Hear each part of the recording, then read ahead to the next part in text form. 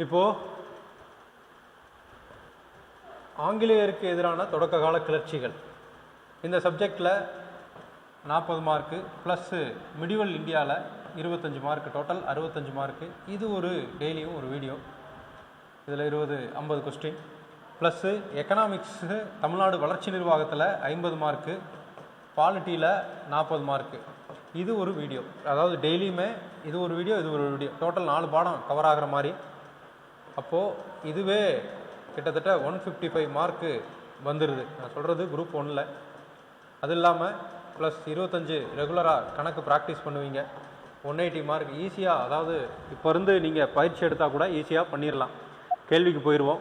First கேள்வி உங்களுக்கு, அதனால் இதை டெய்லியும் வாட்ச் பண்ணுங்கள், உங்களுக்கு பிரயோஜனமாக இருக்கும். சென்னை மாகாணத்தின் ஆளுநர் எட்வர்ட் கிளைவ் குறித்த சொற்களை எது தவறானது? இதை நல்லா நோட் பண்ணிக்கணும். தவறு கேட்டிருக்காங்களா சரி கேட்டிருக்காங்களா அப்படின்னு சொல்லி பார்க்கணும்.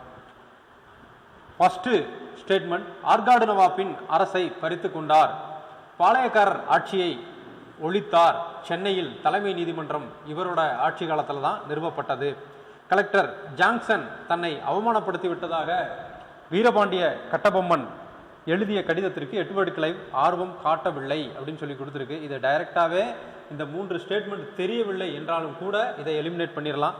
ஏன்னா இவர் தான் லூசிங்டன், இவரை விசாரணை பண்ணுவார். விசாரணை பண்ணிவிட்டு லூசிங்டன் அப்படிங்கிறவரை ஆளுநராக இவருக்கு பதிலாக போட்டிருப்பார். இவர் பதவி நீக்கம் பண்ணிடுவார். ஸோ அதுக்காக இதை டைரெக்டாகவே பார்த்த உடனே இது பண்ணிடலாம். இருந்தாலும் இவரை பற்றின கூற்றுக்கள் உங்களுக்கு தெரிஞ்சிருக்கணும். எட்வர்ட் கிளைவ் ராபர்ட் கிளைவரோட பையன். 1798 இருந்து 1803 வரைக்கும் இருப்பார். லாஸ்ட்டாக தென்னிந்திய புரட்சி 1801 வருஷம் நடக்கும். அந்த தென்னிந்திய புரட்சி என்ன பண்ணுவாங்க அப்படின்னா, சாரி இதுக்கு முன்னாடி ஒரு விஷயத்த சொல்ல வேண்டியிருக்கு. இந்த காலகட்டத்தில் தான் 1890 99 வரைக்கும் நம்ம வீரபாண்டிய கட்டபொம்மன் இருப்பார். ஸோ இந்த 1801 ஜூலையில் ஒரு உடன்படிக்கை போடுவாங்க. என்ன உடன்படிக்கை அப்படின்னா கர்நாடக உடன்படிக்கை. கர்நாடக உடன்படிக்கையில் என்ன ஸ்டேட்மெண்ட் கொடுத்துருப்பாங்க அப்படின்னாக்க, ஆங்கிலேயர், இது யாருக்கு நடக்கும் அப்படின்னோம்னா ஆங்கிலேயருக்கும் ஆற்காடு நவாபுக்கும் நடக்கும். பாளையக்காரர் முறையை ஒழிச்சிருப்பாங்க. ஸோ இவர் பீரியடு, எட்வர்டோட பீரியடு பாருங்கள். கொஸ்டின் உங்களுக்கு எப்படியெல்லாம் கொடுக்குறாங்கன்னா இது ஈஸியாக எலிமினேட் பண்ணிடுவீங்க. இருந்தாலும் இதை பாருங்கள், எட்வர்ட் பீரியடு உங்களுக்கு தெரிஞ்சிருக்கணும். 1798 இருந்து 1803 வரைக்கும்.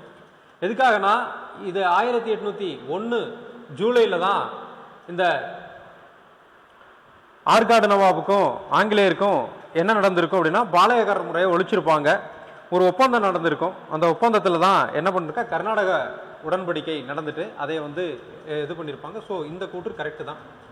அதுலேருந்து ஆற்காடு நவாப் அந்த அரசை இவர் எடுத்துக்குவார். சென்னையில் தலைமை நீதிமன்றம் இவருடைய காலத்தில் தான் நிறுவப்பட்டிருக்கும். ஸோ இந்த 3 கூற்றும் சரி. அதுக்கடுத்து கலெக்டர் ஜாங்சன் தன்னை அவமானப்படுத்தி விட்டதாக வீரபாண்டிய கட்டபொம்மன் எழுதிய கடிதத்திற்கு எட்வர்ட் கிளைவ் ஆர்வம் காட்டலன்னு சொல்லியிருக்காரு. ஆக்சுவலாக காட்டியிருப்பார். இவர் தான் அதை தீர்த்து வச்சு. வீரபாண்டிய கட்டபொம்மன் இவரோட சகோதரர் ஊமத்துறை செவத்தையா தன்னோட 30வது வயசுல பாஞ்சாலக்குறிச்சி பாளையத்தில் 22 பாளையங்களாக பிரிச்சிருப்பாங்க. அதில் ஒரு பாளையத்தில் இவர் பாளையக்காரராக இருப்பார். கர்நாடக உடன்படிக்கை கம்பெனி நவாப் ஏற்படுத்தி கொண்ட உடன்படிக்கை. கர்நாடக உடன்படிக்கைப்படி கம்பெனி, அதாவது கிழக்கிந்திய கம்பெனி இவங்களோட உடன்படிக்கை ஏற்படுத்தியிருப்பாங்க. அந்த கர்நாடக போரில் இவங்களுக்கு கொடுக்க வேண்டிய பணத்துகளுக்கெல்லாம் இங்கே போயிட்டு வரி வசூல் பண்ணிக்கங்க அப்படின்னு சொல்லியிருப்பாங்க. இவங்க பாஞ்சாலக்குறிச்சியில் வரி வசூலுக்கு வந்திருக்க ஆங்கிலேயருக்கும் கட்டபொம்மனுக்கும் ஒரு மோதல் ஏற்பட்டு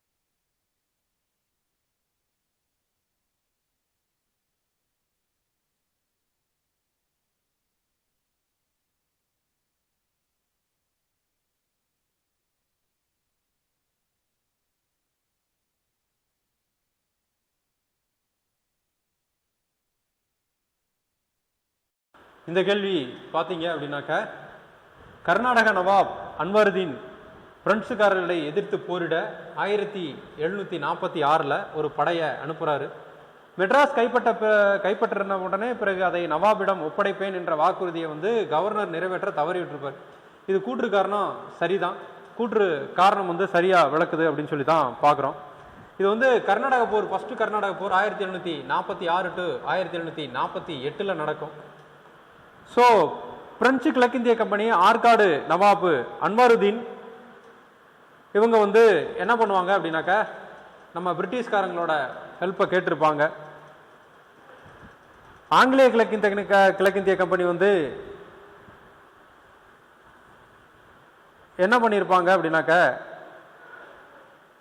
அங்க பிரெஞ்சு படை புனித சார்ஜ் கோட்டையை தாக்கியிருக்கும். அதனால இவங்க என்ன பண்ணுவாங்க, நம்ம கர்நாடக போர் நடக்கிறப்ப நம்ம அன்வருதீன் இதுக்கும் பிரிட்டிஷ்காரங்களுக்கும் ஒரு ஒப்பந்தம் நடக்கும்.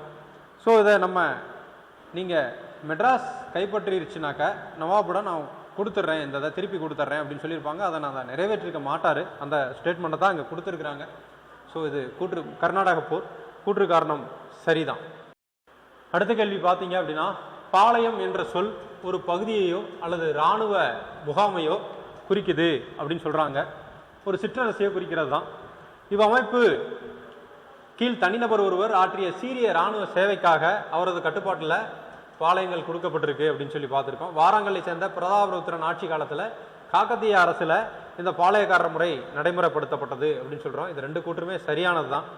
மதுரை நாயக்கராக 1529 பதவியேற்ற விஸ்வநாத நாயக்கர் அவர் தம் அமைச்சராக அரியநாதரின் உதவியோடு தமிழகத்தில் இந்த முறையை அறிமுகப்படுத்தினார். இதுவும் கரெக்டு தான். உங்களோட 10th புக்லேயே அப்படியே கொடுத்துருப்பாங்க. பரம்பரையாக 92 பாளையக்காரர்கள் இருந்திருக்கக்கூடும் அப்படின்னு சொல்கிறாங்க. இவங்க எத்தனை பாளையங்களாக பிரிச்சிருப்பாங்கன்னா 72 பாளையங்களாக பிரிச்சிருப்பாங்க. 10th புக்கில் இருக்கக்கூடிய விஷயம்தான். வாராங்கல்லை சார்ந்த பிரதாபருத்திரன் ஆட்சி காலத்தில் பாளையக்காரர் முறை நடைமுறைப்படுத்தப்பட்டது.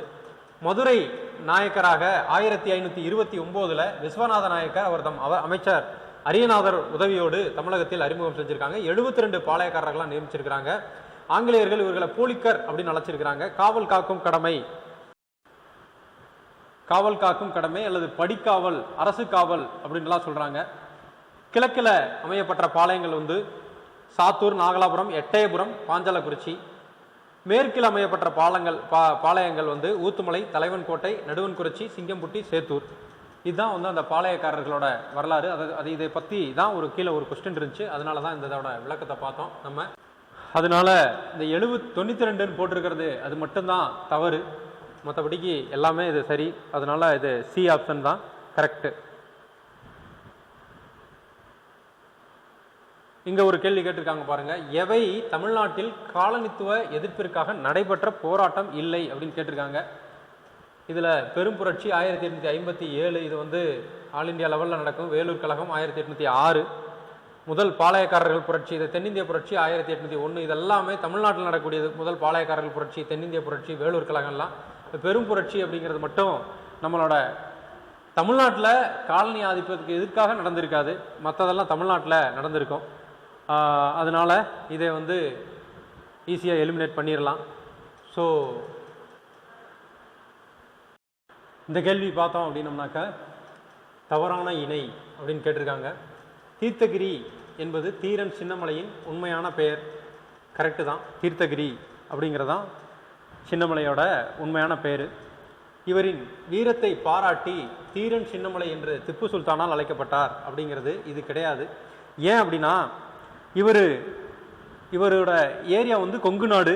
அந்த கொங்கு நாட்டு தான் இவரோட ஏரியாவாக இருக்கும். இவர் அண்டை நாடு சங்ககிரி வழியாக மைசூர் அரசுக்கு எடுத்துகிட்டு போகக்கூடிய ஒரு வரி பணத்தை எடுத்துகிட்டு போய்கிட்டு இருப்பாங்க. இவர் வேட்டைக்கு போயிட்டு இருக்கும்போது, தீர்த்தகிரி வேட்டைக்கு போயிட்டு இருக்கும்போது அந்த வரி பணத்தை இவர் பிடுங்கிக்கிட்டு அவர் என்ன சொல்லுவார் அப்படின்னாக்கா, எளிய மக்களுக்கு, அதாவது ஏழைகளுக்கு எடுத்து அந்த வரி பணத்தை வாங்கி கொடுத்துருப்பாரு.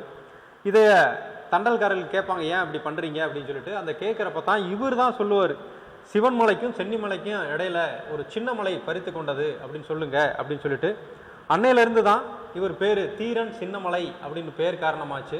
ஆனால் இந்த இவரோட மைசூர் மன்னரோட இதை தான் இது பண்ணியிருப்பாரே ஒழிய இவர் அது கடைசியில் அப்புறம் இவரோட இது பயிற்சி பட்டுக்குருவார்.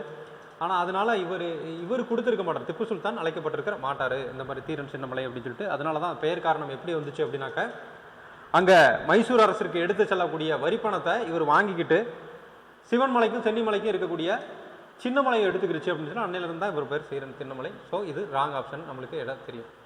இவர் மற்ற வீரர்களைப் போலவே இவர் என்ன பண்ணுறாரு, ஒரே இடத்துல நின்று சண்டை போட்டதுனால ஓடாநிலை என்ற இடத்துல ஒரு கோட்டையை கட்டிக்கிறாரு. அது ஓடாநிலை என்ற இடத்துல ஒரு கோட்டையை கட்டுறாரு திப்புவின் இறப்புக்கு அப்புறம். அதுக்கடுத்து கடைசியில் பார்த்தோம் அப்படின்னோம்னா 1805 ஜூலை 31 சிவமலை கோட்டை அப்படின்னு போட்டிருக்கு. 1805 ஜூலை 31 தான், ஆனால் சிவமலை கிடையாது, சங்ககிரி மலை. அதனால சங்ககிரி மலை அப்படின்னு வரும், சின்னமலை தூக்கிலிட்டுருவாங்க. ஸோ இதில் வந்து எது தப்பு அப்படின்னா இந்த 2, 4 தப்பு. ஆப்ஷன் வந்து டி தான் கரெக்டான ஆப்ஷன். மங்கள் பாண்டே எப்போ தூக்கில் போட்டிருப்பாங்க அப்படின்னா 8 ஏப்ரல் 1857. இது வந்து 1857 ரிவோல்ட்டு, தமிழ்நாட்டில் எதிரான புரட்சி கிடையாது, இருந்தாலும் இதையும் தெரிந்துக்கிறது. அடுத்த கேள்வி என்ன அப்படின்னு பார்த்தோம்னா, பின் வருவனவற்றில் எது ஒன்று தென்னிந்திய புரட்சிக்கான காரணம் இல்லை அப்படின்னு கேட்டிருக்காங்க. காரணம் இல்லை. அந்த கேள்வியை பார்க்கறதுக்கு முன்னாடி இங்கே பாருங்கள், தென்னிந்திய புரட்சி வந்து எப்போ நடக்குது அப்படின்னா 1800 1801. இதை 2வது பாளையக்கார் போர் அப்படின்னு சொல்கிறாங்க. இது என்ன அப்படின்னா, பாளையக்காரர்களின் உரிமைகள் நசுக்கப்படுது, கட்டபொம்மன் தூக்கிலிடப்பட்டது, அவரோட உறவினர்களை துன்புறுத்துறது, இதெல்லாம் வந்து ஆங்கிலேயர் மேலே இருக்கக்கூடிய வெறுப்பு, இதெல்லாம் தான் வந்து அந்த தென்னிந்திய புரட்சிக்கான காரணமாக இருக்குது. இதில் என்னென்ன கூட்டமைப்பு அப்படின்னா, திருநெல்வேலி கூட்டமைப்புக்கு கட்டபொம்மன், ஊமைத்துறை, மதுரை ராமநாதபுரம் கூட்டமைப்பு மதுரை சகோதரர்கள், திண்டுக்கல் கூட்டமைப்பில் கோபால் நாயக்கர் தலைவராக இருக்கிறாரு, மணப்பாறை லட்சுமி நாயக்கர், தேவதானப்பட்டி பூஜை நாயக்கர், யதுல் நாயக்கர் இவங்கெல்லாம் இருக்காங்க. மலபார் அப்படின்றதுக்கு கோவை கூட்டமைப்பு, கேரளா வர்மா, நம்பூதிரிகள், மாப்பிள்ளா அவங்கெல்லாம் இருக்காங்க. கர்நாடக கூட்டமைப்புக்கு கிருஷ்ணப்ப நாயக்கர், மராத்திய கூட்டமைப்புக்கு துண்டாஜி. 1800 இதான் அந்த விருப்பாட்சியில் தான் இது பிளான் பண்ணுறாங்க. கோபால் நாயக்கர் சின்னம் வருது. இதில் வந்து கொரில்லா போர் முறையை அப்ளை பண்ணணும், ஒரே நேரத்தில் அனைவரும் கிளர்ச்சி செய்யணும் அப்படின்லாம் பேசிக்கிறாங்க. ஸோ இதை ஒடுக்கியவர் வந்து கர்னல் அக்னியோ அப்படிங்கிறவர். திருச்சி பிரகடனம் அல்லது ஜம்புத்துறை பிரகடனம் அப்படின்னு சொல்லிட்டு 1801 ஜூன் ஜம்பு தீவு பிரகடனம், ஸ்ரீரங்கம் கோயில்லையும் கோட்டையிலையும் ஒரு நோட்டீஸ் ஒட்டுறாங்க. ஸோ இதுதான் வந்து இந்த தென்னிந்திய புரட்சி அப்படின்னு கேள்வி பார்த்தீங்க அப்படின்னா, தஞ்சாவூர் ஆட்சியாளர்கள் அரசியல் உரிமைகளை இழந்திருந்திருக்கிறாங்க. அதுக்கடுத்து திருச்சிராப்பள்ளி மற்றும் சிவகங்கை பிரகடனம், அதனால தான் அந்த இதெல்லாம் பார்த்தோம். பிரெஞ்சு மற்றும் போர்ச்சுகீசியர்கள் ஆதரவு இருக்குன்னு, இங்கே ஆதரவு இருக்காது. வருவாய்த்துறையில் லஞ்சம் ஊடுருவியது, இதெல்லாம் அது இந்த காரணம் மட்டும்தான் அதுக்கு அந்த தென்னிந்திய புரட்சிக்கு ஒரு காரணமாக இல்லை அப்படின்னு சொல்கிறோம். 1857 புரட்சியின் போது ஆங்கிலேயர்கள் மிக முக்கியமான தவிர்க்க முடியாத எது யாராக இருந்தானா ஜான்சி ராணி லட்சுமிபாய், மற்றவங்களாம் யாரும் இல்லை. அதுக்கடுத்து பார்த்தீங்கன்னா அந்த ஒன்லைனராக இருக்க கேள்வியை பார்த்துங்க. கிழக்கிந்திய கம்பெனியின் நாடு பிடிக்கும் ஆசையை எதிர்த்து நின்ற முதல் பாளையக்காரர் புலித்தேவர். இது உங்களோட புக்கில் இருக்கக்கூடிய கொஸ்டின்ஸு தான், அதையும் பார்த்துக்கிட்டுங்க. அப்புறமேட்டுக்கு இந்த பிடிஎஃப் போடுறேன், இந்த கேள்விகள்லாம் டெஸ்ட்டாக அட்டன் பண்ணி பார்த்துக்கங்க. அப்போது உங்களுக்கு இந்த ஆங்கிலேயருக்கு எதிரான தொடக்க கால கிளர்ச்சிகள் உங்களுக்கு கன்ஃபார்மாக தவறு பண்ண மாட்டீங்க. சந்தா சாஹிப் 3 முகவர்களோடு நெருங்கிய நட்பினை ஏற்படுத்தி கொண்டவர் புலித்தேவர் அப்படிங்கிறவர். புலித்தேவர் தான் அவரோட. சிவசுப்பிரமணியார் எங்கே தூக்கிலிடப்பட்டார்னா நாகலாபுரம். திருச்சிராப்பள்ளி சுதந்திர பிரகடனத்தை வெளியிட்டவர் மருது சகோதரர்கள். வேலூர் புரட்சி எப்போ நடைபெற்றது அப்படின்னு சொல்லி பார்த்தோம்னா 1806 ஜூலை 10. வேலூர் கோட்டையில் புதிய இராணுவ விதிமுறைகளை அறிமுகப்படுத்த காரணமாக இருந்தவர் வந்து சர் ஜான் கெடராக். வேலூர் புரட்சியின் பின் திப்பு சுல்தான் மகன்கள் எங்கே அனுப்பப்பட்டிருக்கிறாங்கன்னா கல்கத்தாவுக்கு அனுப்பப்பட்டிருக்கிறாங்க. அதுக்கடுத்து அந்த புக் பேக்கில் இருக்கக்கூடிய உங்களோட டேஸ் பாளையக்காரர் முறை தமிழகத்தில் விஸ்வநாத நாயக்கர் என்பவரால் அறிமுகப்படுத்தப்பட்டது. வேலுநாச்சியார் அவர்கள் மகளும் 8 ஆண்டுகளாக திண்டுக்கல்ல இருக்கக்கூடிய கோபால் நாயக்கர் பாதுகாப்பில் தான் இருந்திருக்கிறாங்க. கட்டபொம்மன் சரணடைய கோரும் தகவலை தெரிவிக்க பேனர்மேன் வந்து யார் அனுப்பிச்சிருப்பாருன்னா லாபலிங்கரை தான் அனுப்பிச்சிருப்பாரு. கட்டபொம்மன் எங்கே தூக்கில் போட்டாங்கன்னா கயத்தாறு என்ற இடத்துல தான் தூக்கில் போட்டிருப்பாங்க. பதேக் ஹைதர் என்பவர் புரட்சிக்காரர்களால் வேலூர் கோட்டையின் புதிய சுல்தானாக அறிமுகப்படுத்தப்படுறாங்க. இதெல்லாம் ஒரு தடவை நல்லபடியாக பார்த்துக்கிட்டீங்க அப்படின்னாக்க உங்களுக்கு அந்த இங்கே எந்த கேள்வி கேட்டாலும் அப்படியே அட்டன் பண்ணிடலாம். அது நான் அந்த டிஎன்பிஎஸ்சி கொஸ்டின் மட்டும் இல்லாமல் அந்த புக் பேக்கில் இருக்கக்கூடிய கொஸ்டின்ஸும் அந்த புக் பேக்கில் இருக்கக்கூடிய கொஸ்டின்ஸு அப்புறம் நீங்களாக எடுத்து கொஸ்டின்லாம் அட்டன் பண்ணி பார்த்துக்கிட்டு இருந்தீங்க அப்படின்னாக்க உங்களுக்கு இந்த விடுதலை போராட்டத்தின் தமிழகத்து அதாவது ஆங்கிலேயருக்கு எதிரான தொடக்க கால கிளர்ச்சிகள் உங்களுக்கு சரியாக ஃபுல் மார்க் வாங்கிடலாம். இது எளிமையாக இருக்கும் இந்த பாடம். ஸோ 1 or 2 டைம்ஸ் படிச்சிங்க அப்படின்னாக்கா நல்லபடியாக இருக்கும். இந்த டிஎன்பிஎஸ்சியோட கொஸ்டினை நம்ம தொகுத்து போடலாம். மற்றதெல்லாம் நீங்கள் புக்கிலே இருக்குது, அதை படிச்சுங்க. நான் சொல்கிறது அந்த டிஎன்பிஎஸ்சி கொஸ்டின் மட்டும் நான் உங்களுக்கு எக்ஸ்பிளைன் பண்ணிடுறேன். ஸோ இன்னும் வேகமாக சொல்கிறதுக்கு நான் முயற்சி பண்ணுறேன், நிறைய கேள்விகளை சொல்கிறதுக்கு. அடுத்த பாடம் குப்தர்கள் பற்றி குப்தர்களில் முகலாயர்கள் ஆட்சி காலத்தில் ஒரே சீரான நிர்வாக முறை நாடு முழுவதுமாக நிறுவப்பட்டது அப்படின்னு சொல்லியிருக்காங்க. இது சரிதான். குப்தர்கள் முகலாயர்கள் ஆட்சி காலத்தில் தான் சீரான நிர்வாக முறை நாடு முழுவதும் நிறுவப்பட்டது. இது சரிதான். இந்திய ராஜ்யங்களை ஒருங்கிணைக்கக்கூடிய முகவர்களாக ஆங்கிலேயர் இருந்திருக்கிறாங்க அப்படின்னு சொல்லியிருக்காங்க. ஸோ இது வந்து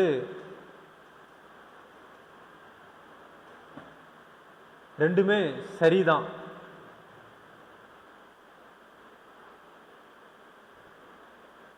ஏன்னா இந்தியாங்கிற ஒரு பெரிய ராஜ்யங்களை ஒருங்கிணைக்கக்கூடிய ஏஜெண்டாக ஆங்கிலேயர் இருந்திருப்பாங்க. அதே மாதிரி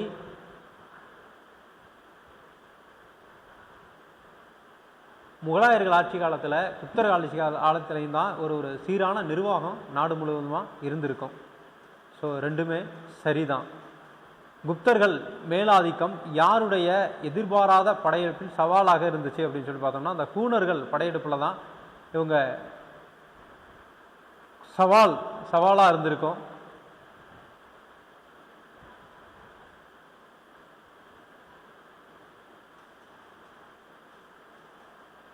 அலகாபாத் கல்தூன் யாரை பற்றி சொல்லுது அப்படின்னாக்க சமுத்திரகுப்தரை பற்றி சொல்லுது. இரும்பு தூண் சந்திரகுப்தர் 2. ஏர்ன் ஸ்டோன் அப்படிங்கிறது யாரை பற்றி சொல்லுது அப்படின்னாக்க விக்ரமாதித்யா. பித்தாரி தூண் வந்து ஸ்கந்தகுப்தரை பற்றி சொல்லுது. பூமியோட நிழல் சந்திரன் விழுகிறதுனால தான் கிரகணம் ஏற்படுது அப்படின்னு சொன்னவர் ஆரியபட்டர். அதுக்கடுத்து பார்த்தோம்னா ஸ்ட்ராபோ அப்படிங்கிறது ரோம பயணி. டுபாய்ஸ் அப்படிங்கிற ஒரு பிரெஞ்சு மிஷினரி. மெகஸ்தனிஸ் அப்படிங்கிறது கிரேக்க வரலாற்றாளர். பாக்யான் அப்படிங்கிறது சீன பயணி. சமுத்திரகுப்தரை இந்திய நெப்போலியன் அப்படின்னு சொன்னது யார் அப்படின்னா B.A. ஸ்மித்து சொல்லியிருக்கிறாரு. நாலந்தால 300 அடி உயரமுள்ள செங்கல்லால் ஆன புத்த கோயில் யார் கட்டியிருக்காங்கன்னா நரசிம்ம குப்த பாலக்தியா அப்படின்றவர்.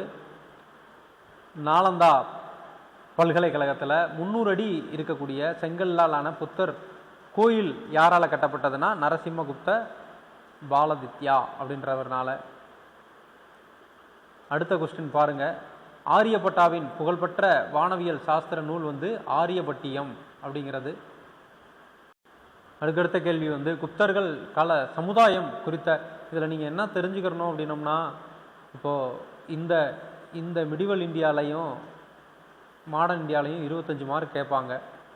இதில் இந்த மாதிரி கொஸ்டினை மட்டும் பார்த்துட்டு அந்த ஏரியாவை கவர் பண்ணிட்டு போயிட்டீங்க அப்படின்னா உங்களுக்கு ஓரளவுக்கு ஈஸியாக லாஸ்ட் டயத்தில் கவர் பண்ண முடியும். ஆல்ரெடி இது எல்லாமே உங்களுக்கு தெரிஞ்ச விஷயமாக தான் இருக்கும். அதனால் சொல்கிறேன். அதனால் இந்த மாதிரி பார்த்துட்டு போயிட்டீங்கன்னா உங்களுக்கு யூஸ்ஃபுல்லாக இருக்கும். குப்தர்கள் கால சமுதாயம் குறித்த கூற்றுக்கள் பார்த்தோன்னா குப்த அரசர்கள் பரம பாகவதர் என்று அழைத்து கொண்டிருக்கிறாங்க. சீனாவுடன் ரோமுடன் வியாபாரம் நடந்துகிட்டு இருக்கு. பொது நிகழ்ச்சிகளில் பங்கு பெறதுக்கு பெண்களுக்கு தடை இருந்திருக்கு. பெண்கள் வந்து நிலைமை மோசமாக தான் இருந்திருக்கு. ஆனால் பொது நிகழ்ச்சியில் இது தடையெல்லாம் இல்லை. உடன்கட்டை ஏறும் பழக்கம் இருந்துச்சு. சதி என்ற உடன்கட்டை ஏறக்கூடிய பழக்கம் இருந்துச்சு. அதனால் 1, 2, 4 சரி, 3 மட்டும் தப்பு. அதுக்கடுத்து பார்த்தோம்னா குப்தர் கால வரி விதிப்பு. கிராமத்தினர் மீது கால இடைவெளிகளில் விதிக்கப்படக்கூடிய ஒரு வரி தான் கரா. தங்க நாணயங்கள் மீது அளிக்கக்கூடிய வரி வந்து ஹிரண்யா அப்படின்னு சொல்லிட்டு அந்த வரி அதெல்லாம் நீங்கள் படிச்சுக்கோங்க. ரெண்டுமே சரியானதான். நிலப்பகுதியின் போது விதிக்கப்படக்கூடிய விற்பனை வரி வந்து உபகலிப்டா. சேஷாத்ரா அப்படின்னா பயிரிடக்கூடிய நிலம், கிலானா தரிசு நிலம், வஸ்தினா குடியிருக்க தகுந்த நிலம். பிராமணர்களுக்கு புத்தர் காலத்தில் வழங்கப்பட்ட நில கொடைகள் எப்படி அழைச்சிருக்காங்கன்னா அக்ராகர மானியம் அப்படின்னு அழைச்சிருக்கிறாங்க. குப்தர் காலத்தில் மிகவும் செழித்த தொழில்கள் வந்து சுரங்க தொழில், உலோக தொழில். விவசாயிகளுக்கு அடுத்தபடியாக முக்கியத்துவம் வாய்ந்த உலகம் செய்தவர்களுக்கு இருந்திருக்காது. அதனால 1, 2 சரி. காளிதாசர் எழுதின நூல்கள் சாகுந்தலம், விக்ரம ஊர்வசியம், மாளவிகா கிருந்தமத்தம் வந்தது.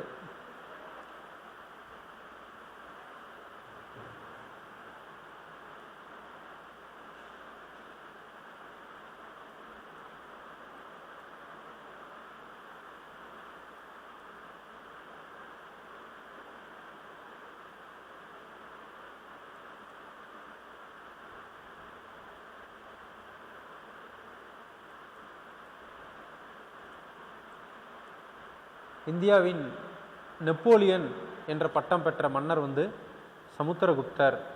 இந்த குப்தர் பரம்பரையை தோற்றுவித்தவர் வந்து ஸ்ரீகுப்தர்.